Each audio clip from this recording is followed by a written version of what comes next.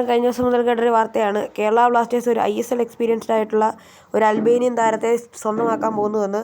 അതാരാന്നുള്ളത് നമ്മൾ അറിഞ്ഞ കാര്യം കൂടാണ്. അതായത് നമ്മുടെ മോഹൻ ബഗാൻ്റെ സ്വന്തം തേർഡ് ചോയ്സ് സ്ട്രൈക്കറായിട്ടുള്ള അർമാൻഡോ സാദിക്കുമെന്ന് നമ്മളെല്ലാവരും കഴിഞ്ഞ ദിവസം മുതൽ കേട്ടൊരു വാർത്തയാണ്.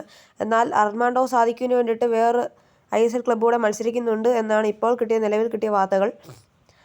അർമാൻഡോ സാദിക്കിന് വേണ്ടി മഞ്ഞപ്പടയ്ക്കെതിരെ മത്സരിക്കുന്നത് പഞ്ചാബ് FC ആണ്.